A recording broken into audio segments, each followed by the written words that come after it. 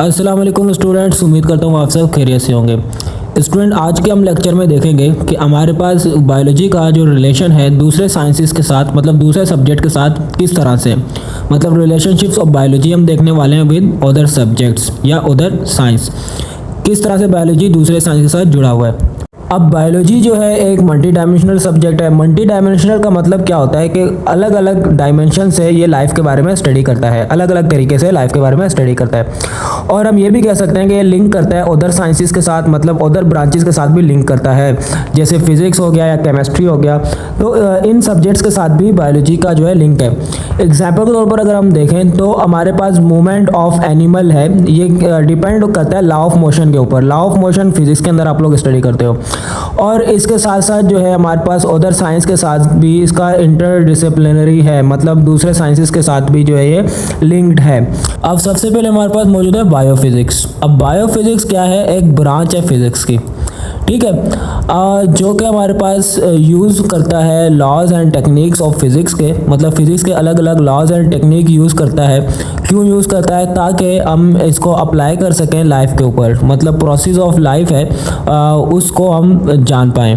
अब physics bio के साथ कैसे यूज़ हो रहा होता है? अब अगर हम देखें तो हमारे पास जो रेडियो फिज़िक्स है एक ब्रांच है जिसके अंदर हम रेडियो एक्टिव आइसोटॉप्स का यूज़ कर रहे होते हैं।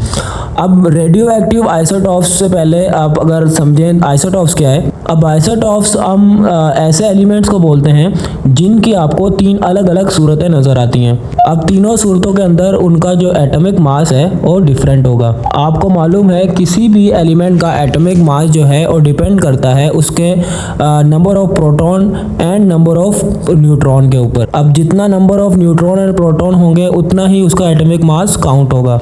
अभी हम हाइड्रोजन एटम की बात करें तो हमारे पास एक हाइड्रोजन एटम है जिसमें नंबर ऑफ प्रोटॉन 1 है और नंबर ऑफ न्यूट्रॉन 0 है। दूसरे में एक नंबर ऑफ प्रोटॉन है, एक नंबर ऑफ न्यूट्रॉन है। तीसरे में हमारे पास एक नंबर ऑफ प्रोटॉन है, 2 नंबर ऑफ न्यूट्रॉन्स हैं। अब यहाँ पे हमारे पास जितने नंबर ऑफ न्यूट्रॉन्स बढ़ रहे हैं उसका एटॉमिक मास उतना बढ़ रहा है। अब क्योंकि न्यूक्लियस के अंदर न्यूट्रॉन की तादाद ज़्यादा है तो ये इनका न्यूक्लियस ज़्यादा हेवी होगा।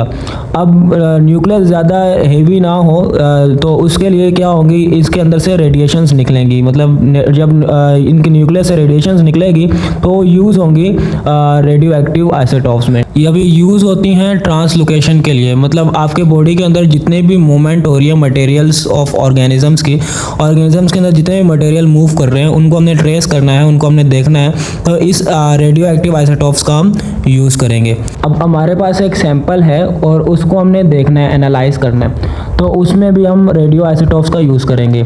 उसको हम रेडियो लेबलिंग बोलते हैं। अब हमने क्या किया, एक सैंपल लिया, उसके अंदर हमने रेडियो एक्टिव आइसोटॉप्स डाल दिए।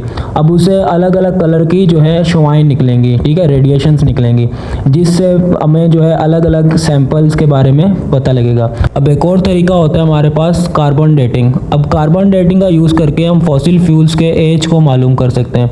मतलब कोई हमारे पास एक फॉसिल फ्यूल है। फॉसिल फ्यूल मैंने आपको पहले बताया था कि फॉसिल्स क्या होते हैं हमारे पास। अब फॉसिल्स जो मतलब जो मरे हुए जो जानदार हैं उनकी जो बकाए जात जैसे हड्डियाँ वगैरह बच जाती हैं तो वो फॉसिल्स कहलाते हैं। अब उनके अंदर भी हमारे पास कार्बन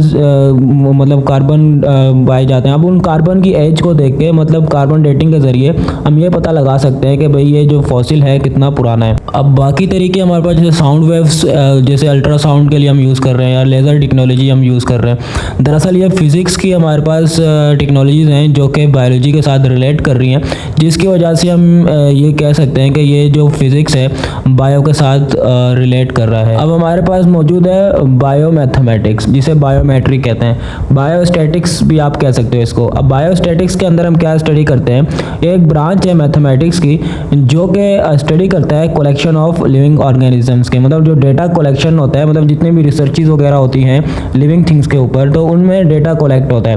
तो सारा का सारा बायोमैथमेटिक्स के अंदर हम स्टडी करते हैं। अब बायोकेमिस्ट्री में हमारे पास क्या है कि ब्रांच है बायोलॉजी की, जो कि स्टडी करता है मॉलिक्यूल्स के ऊपर।